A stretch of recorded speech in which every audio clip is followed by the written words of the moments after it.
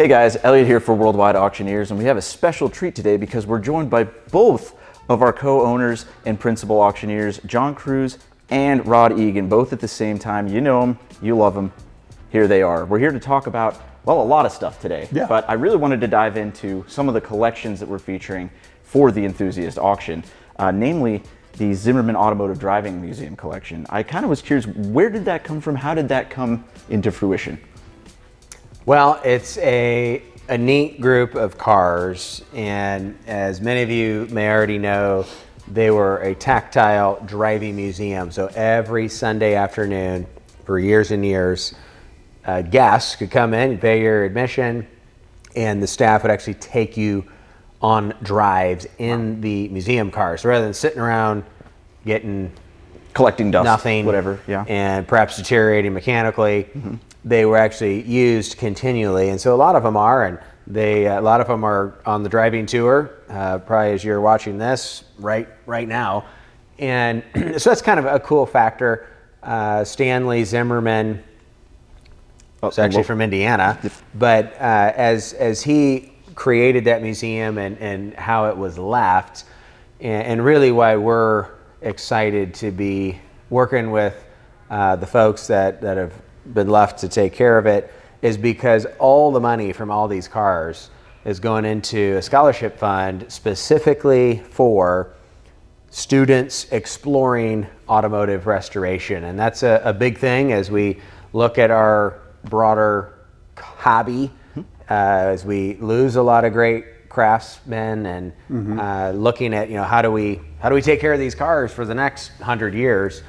So we're very much looking forward to supporting that cause, and actually even assisting as that fund gets administered over the years, and looking for great applications and great students so we can get lots of car guys and car gals into the business and working on old cars. Yeah, and I think that's perfect. It's a perfect tie-in to the Enthusiast auction, because we're kind of starting planting the seeds for future enthusiasts and future caretakers of enthusiast cars. I mean, let's talk a little bit about that. I mean, that is a real thing that's happening.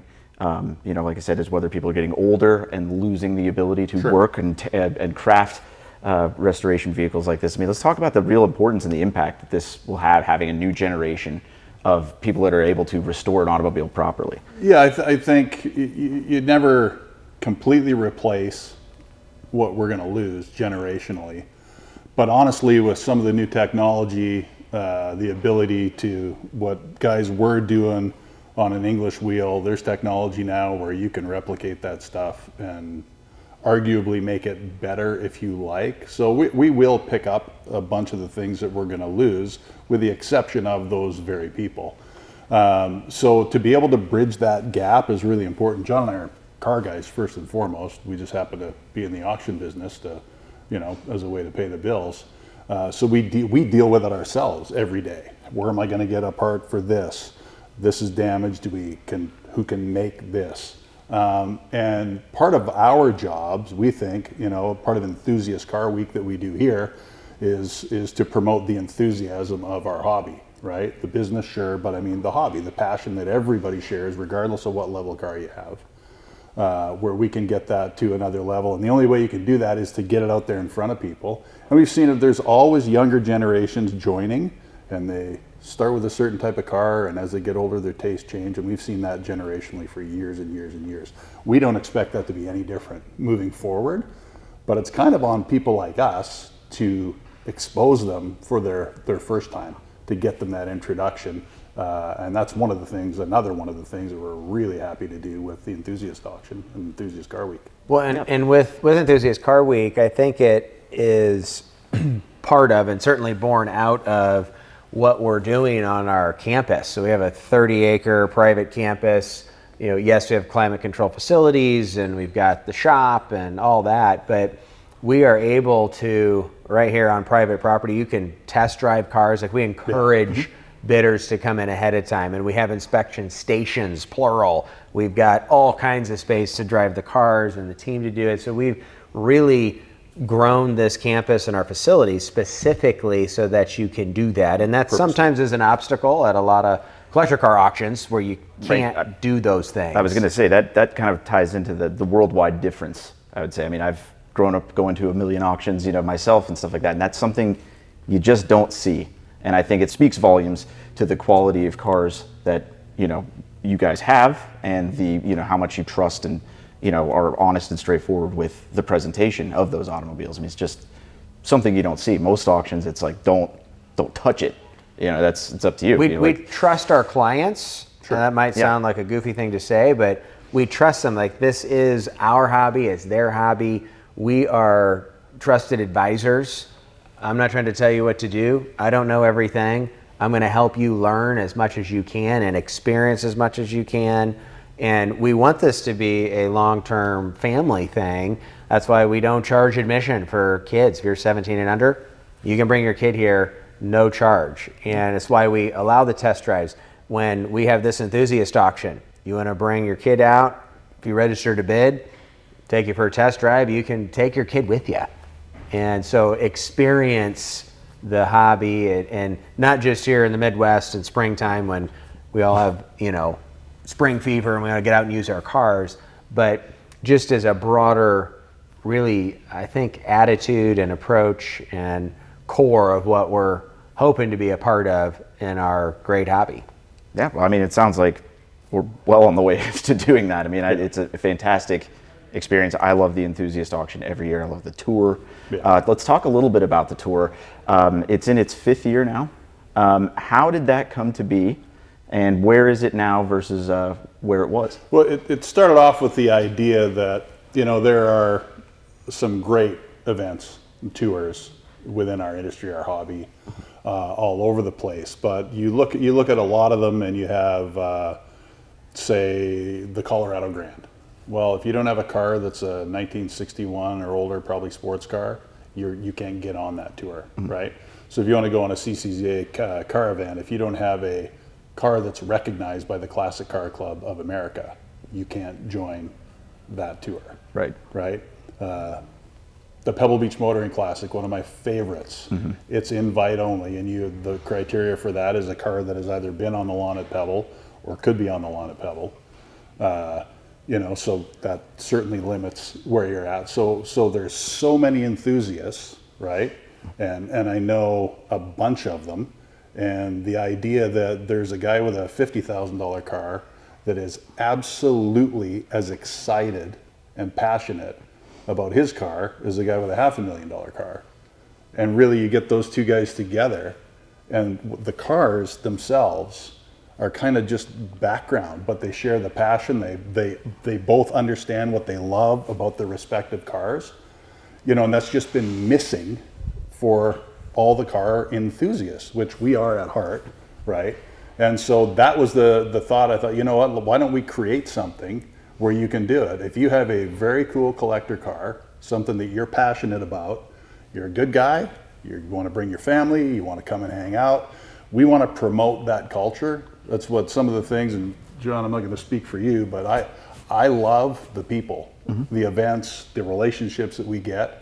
So we thought after a while, John and I both, 100%, that's the easy way to get people to do that, share those common bonds and commonalities. And we have the perfect facility to stage it, start it, use it as a hub.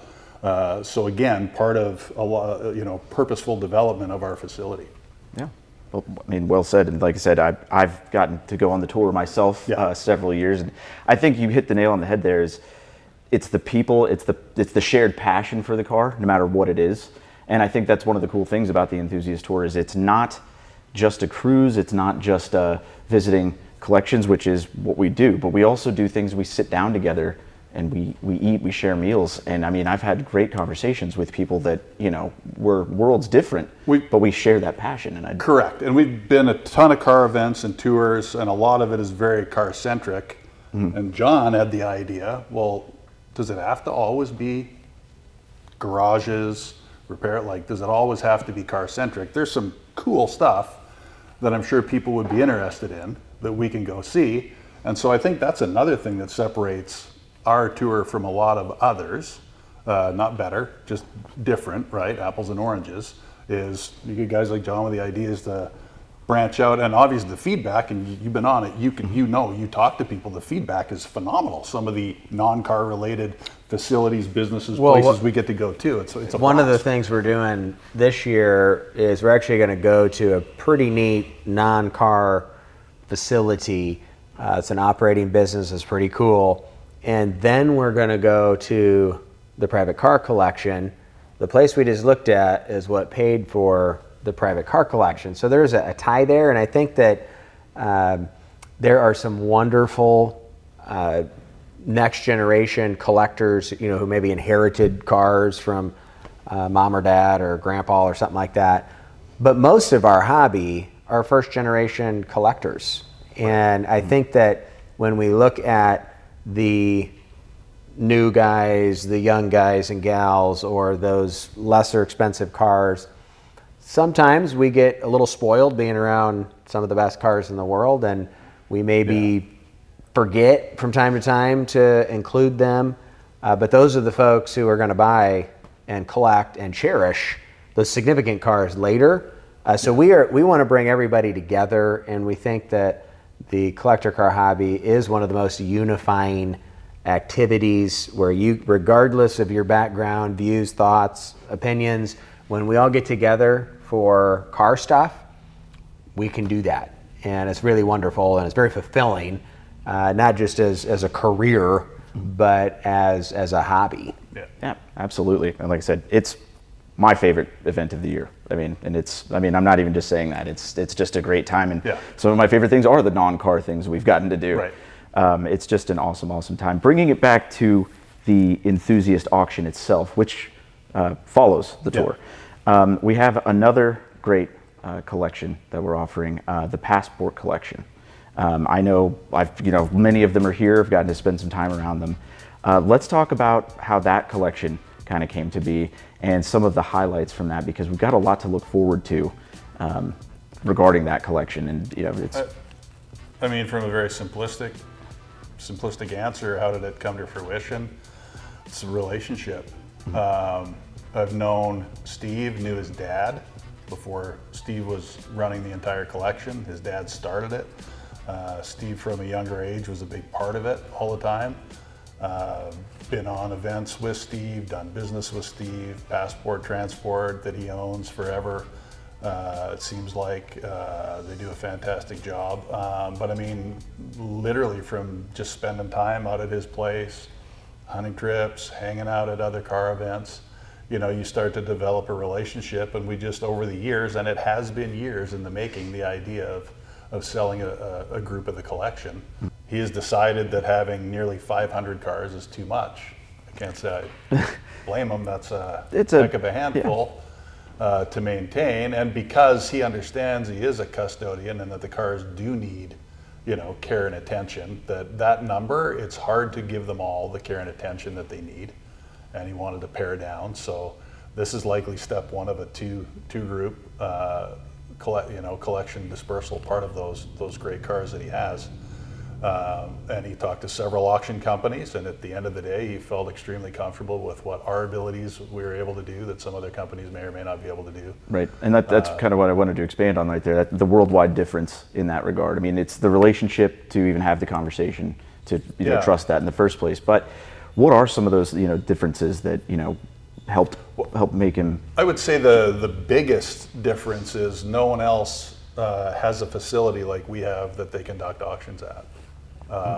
To do that. So the fact that we have that means it's ours. Our offices, our everyday offices are in this building, right? So we're here all the time. So what it allows you to do is to take a great group of cars, and because of the amount of space we have here and the ability to work and do some tweaking and detailing and things on cars, it's a huge undertaking when you tell somebody you got to get all these cars prepped and ready.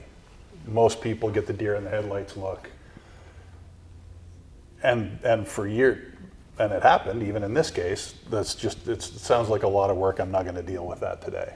But the fact that we can now just say, listen, just have all the cars shipped right here, and we're going to take care of a bunch of that for you.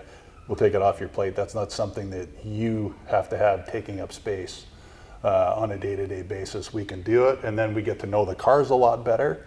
We can drive them, we can video them, we can do a much better job marketing them. which should translate exactly into clients and buyers having a better level of understanding of what the cars are, the relationship with us, the cars, what we know, what we don't. We'll be able to tell them, yeah, hey, listen, I did drive that car. These 8 things are great. I would probably pay some attention to this if you're going to buy this car, right? Like 1 or 2, like where you can give the people the confidence that they have to be comfortable to bid, and that always ends up in a better price for the seller when people are confident buyers, and that's what we strive to do.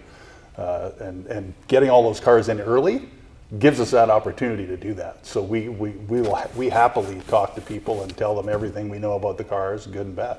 Yeah. When we invite folks here on a constant basis, everyone watching is invited, and we have people in here basically every day, 7 days a week, all the time.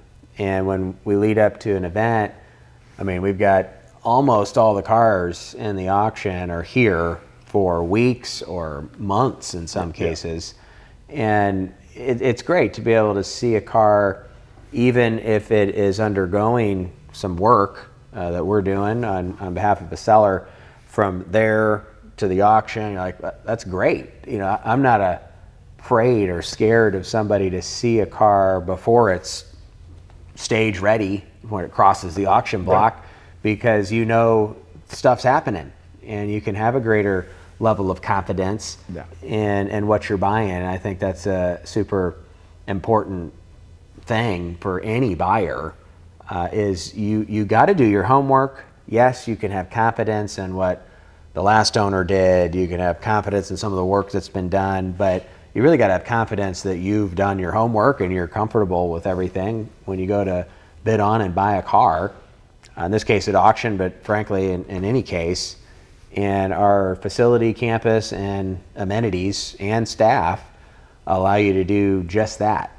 And so it's spectacular. As an auction person, as an auction company, having done lots of different logistical and operational scenarios, it's a dream to be able to have an auction right here in your place. And so we're super blessed and fortunate to have that, but it's not a selfish thing. We view that as an opportunity to share that with everybody else and provide a platform to have a lot of fun and keep boosting our hobby and letting people buy great cars and have a lot of fun while they're doing it. I mean, this is a fun hobby, regardless of what stuff's worth in the asset category.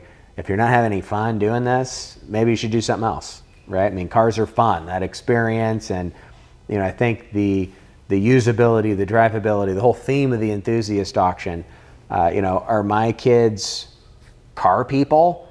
I mean, I don't know, but not yet. They've grown up going for spins in the Tiger, and, you know, my son loves the little Suzuki Samurai that I got to drive around in when I was a little kid.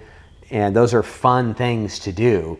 And, you know, going on a tour with a group in the Packard, right? So when you hear my kids talk about the Packard or the Tiger or this, I don't even know if they realize what they're talking about, but they know they had a fun time with mom and dad and other people, and cars were the thing that let them do it. Well, and it's your family's like my family in the respect that we as parents don't have to go ask, do you want to go for a ride? Our kids approach us. Dad, can we take this out? Dad, can we take that out? Can we do, you know?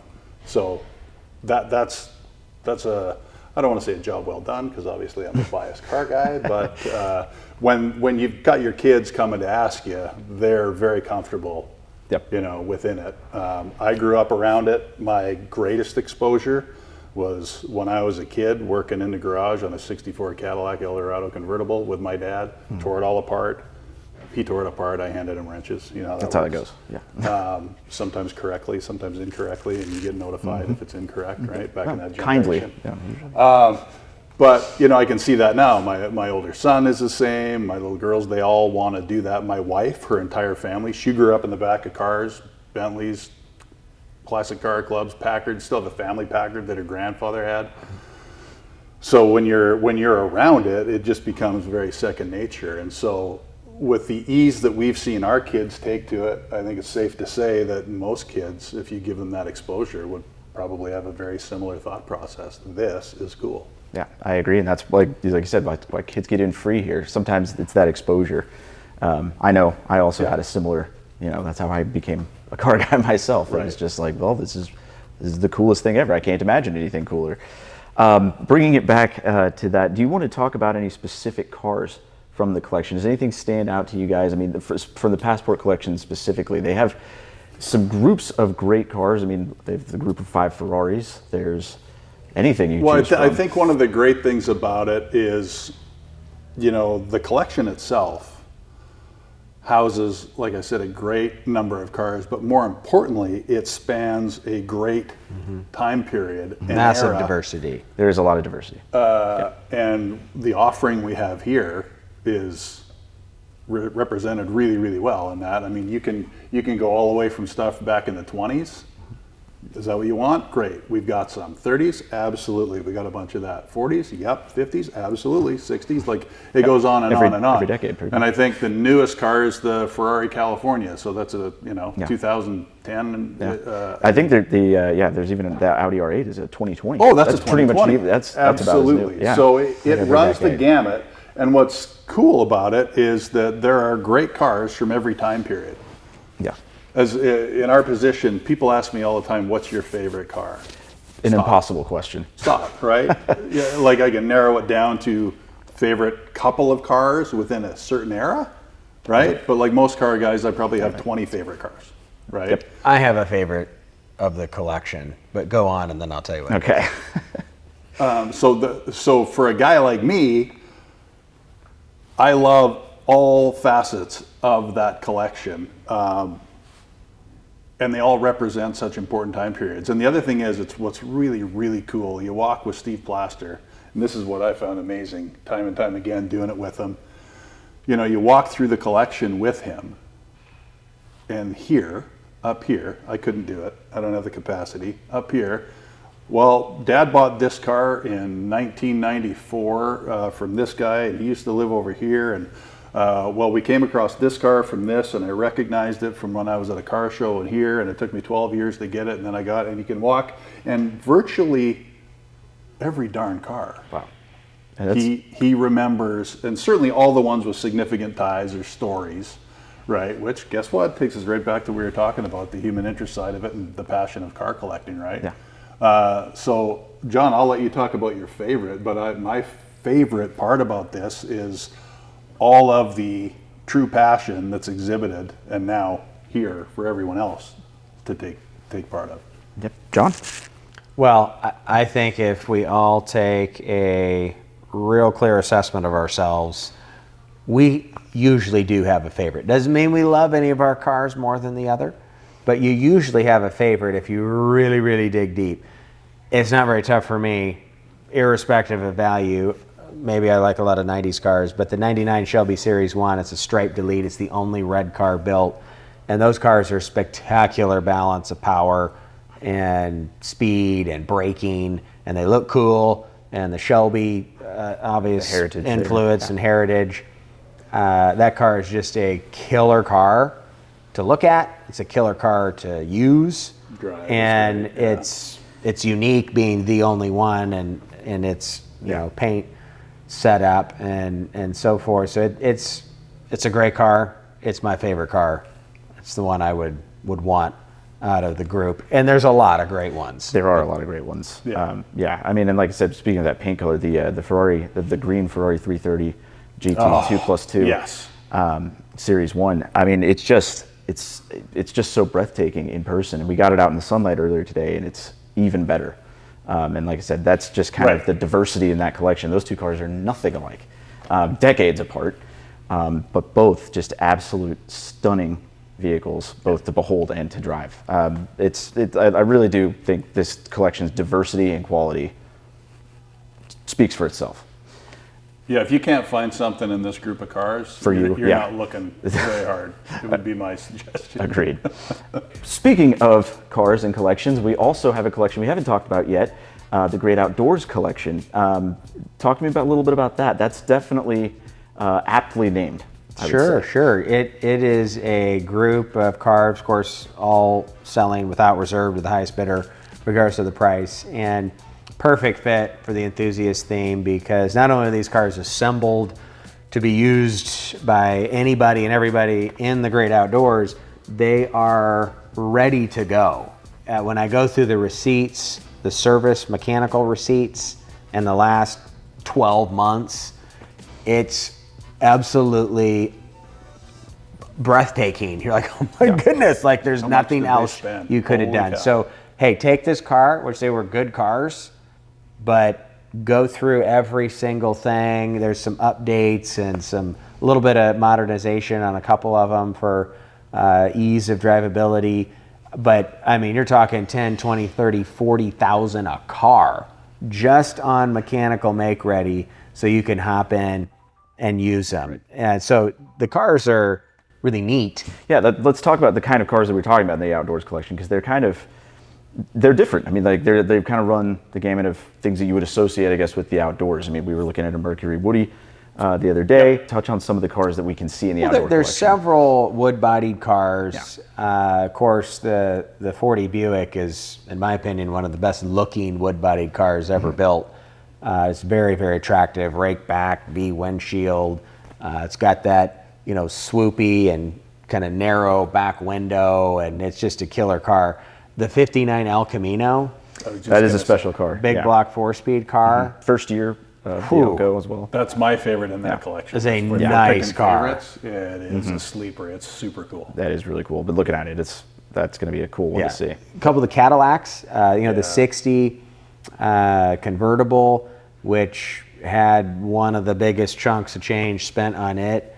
And I think the confidence that somebody could have in buying a car like that, it was already an iconic car. But the 64 convertible Cadillac, which is an original low mile car, again, an immense amount spent on its mechanical prowess. Like, that's a pretty special car. I think that, to me, is maybe a car that you shouldn't overlook, because, when you have a low mile original, sometimes you just sort of keep limping it along. This one, boom, it is locked in and ready to go. Yeah, it's never limped. It's fantastic. I mean, it's I've had the chance to. crazy. It's maintained incredibly well. Wonderful group of cars. Yep. And again, this is the third time, so I am overemphasizing it for a purpose. These cars are ready to go. Like, you want to come test drive them, you want to buy them and drive them home. I mean, that's one of the first things. Somebody comes to an auction, so can I drive it home? And you're like, oh, with that group, I think I could be very confident saying you should probably check with a mechanic, but I think you could drive every single one of those home, and you might have a long way to go. That's okay. It'll make it. Absolutely. They can all do what they want, but I know there are a bunch of them that I would drive home. Yeah. And I live far. Right. You do. That is a sure thing. Well, I mean, I think you've done a great job of explaining the worldwide difference, the auction transparency that takes place around here, but even more importantly, the enthusiasm, the people connection, and the fact that we've got these three amazing collections, over 250 cars, many of which are being offered with no reserve. Most of them. A majority of the cars are being offered at no reserve for our upcoming extended enthusiast auction. Thank you guys for sitting down with me. John, Rod, looking forward to seeing the auction and being here for the tour. Yeah, I wish it was tomorrow. I'm ready to go. I'd love to get started. All right. Well, we'll see you guys in Auburn at the end of April.